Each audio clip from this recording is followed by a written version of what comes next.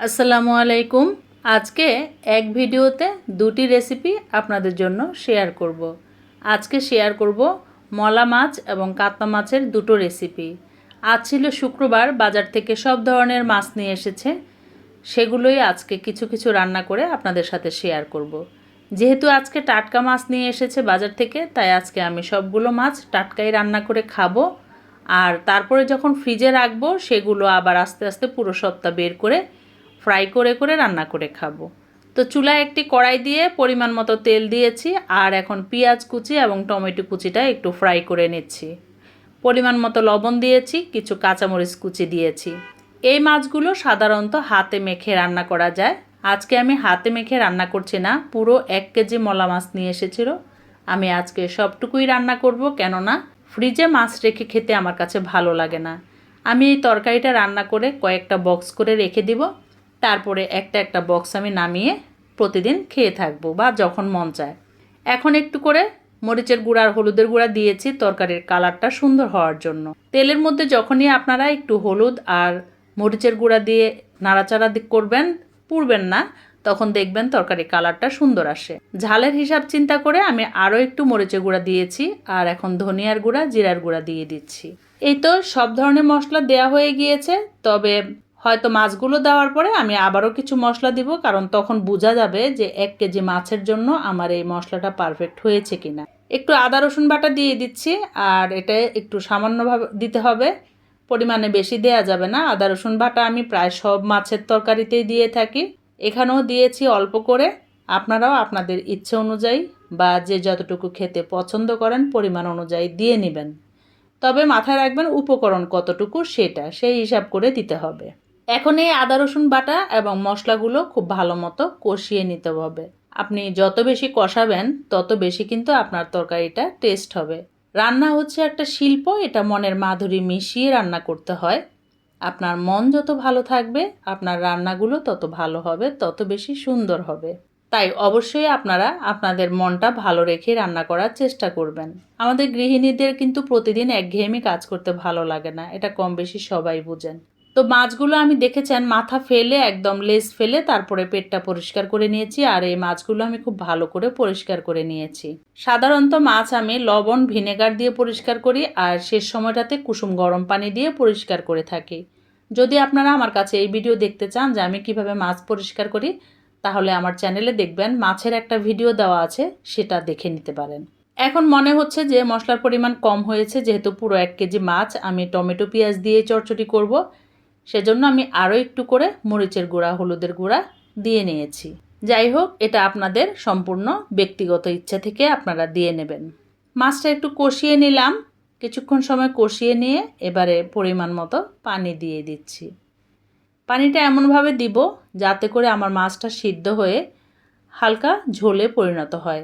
এটা অনেকে আছেন যে বেশ শুকিয়ে নেবেন, আমি শুকিয়ে নিব না, কেননা আমার ঘরে ছোট বাচ্চা আছে, সে মলা মাছ বা কাচকি গুঁড়া মাছ এগুলো খেতে চায় না। তার হিসাব চিন্তা করে আমি একটু গা মাখা ঝোল রাখবো, ওই ঝোলটা ওকে খাওয়াবো, কেননা এই মাছের কিছুটা পুষ্টি ও পেয়ে থাকবে এই ঝোল থেকে।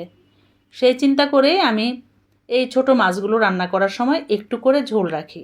চাইলে আপনারা ঝোলটা শুকিয়ে নিতে পারেন, আমিও কিন্তু প্রায় মাঝে মাঝে এরকমই করে থাকি, ঝোল শুকিয়ে নেই যেদিন মনে করি আমার বাচ্চা খাবে না সেদিন।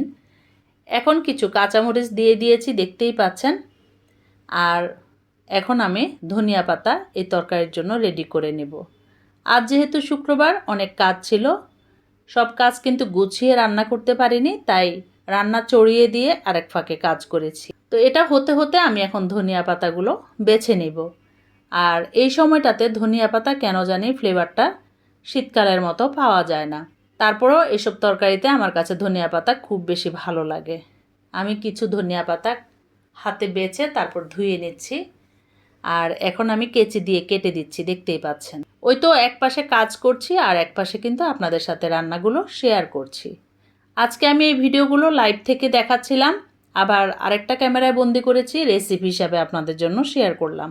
তৈরি হয়ে গিয়েছে আমার মলা মাছ। এবার আমি দ্বিতীয় রেসিপিতে চলে এসেছি। আজকের দ্বিতীয় রেসিপি হচ্ছে কাতলা মাছ।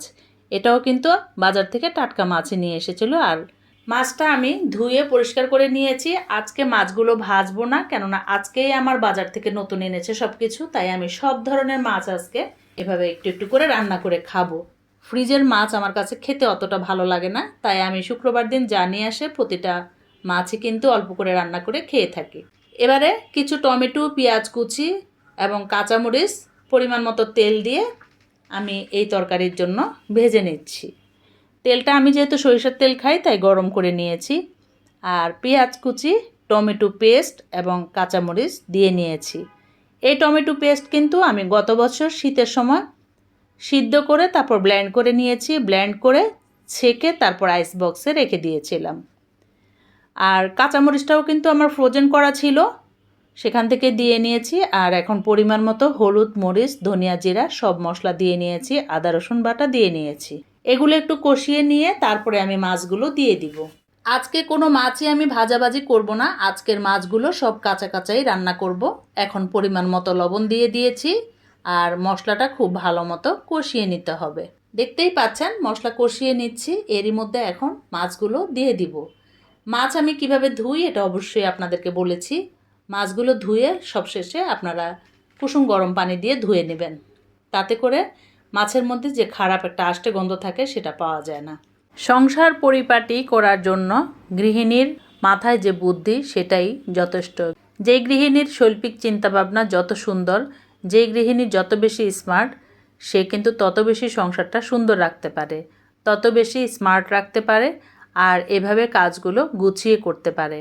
গুছিয়ে কাজ করাটাও কিন্তু একটা আর্ট, একটা শিল্প। আমি এতগুলো কথা কেন বলছি? এই কাতলা মাছ এবং ছোট মাছ কিন্তু সবাই কম বেশি রান্না করতে পারেন। তবু আমি দেখাচ্ছি আমি কিভাবে কাজগুলো করে থাকি, আমি কিভাবে রান্নাটা করে থাকি। তো প্রথমে আমি কিন্তু লবণ এবং ভিনেগার দিয়ে মাছ ধুয়ে নিয়েছি। যদি ভিনেগার দিয়ে না ধুতে চান তাতে করে আপনারা লেবু দিয়েও কিন্তু মাছগুলো ধুয়ে নিতে পারেন। লেবু চিপে কতক্ষণ মাখিয়ে রেখে দিলেন, তারপরে মাছগুলো ধুলে দেখবেন যে আর আষ্টে গন্ধ থাকে না। এখন মাছটা কিছুক্ষণ সময় কষিয়ে নিচ্ছি, দেখতেই পাচ্ছেন। মাছটা কষিয়ে নেওয়া হয়ে গেলে তারপরে আমি ঝোলটা দিয়ে নিব। রান্না কিন্তু একটা শিল্প, এটা মনের মাধুরী মিশিয়ে রান্না করবেন। আপনার মন যত ভালো থাকবে, পরিষ্কার থাকবে, আপনার রান্নাটা তত বেশি সুস্বাদু হবে, ভালো হবে। এটা আমার বক্তব্য, আমার অভিজ্ঞতা থেকে আমি বলছি। এখন মাছ কষানো হয়ে গিয়েছে, পরিমাণ মতো ঝোল দিয়ে দিয়েছি।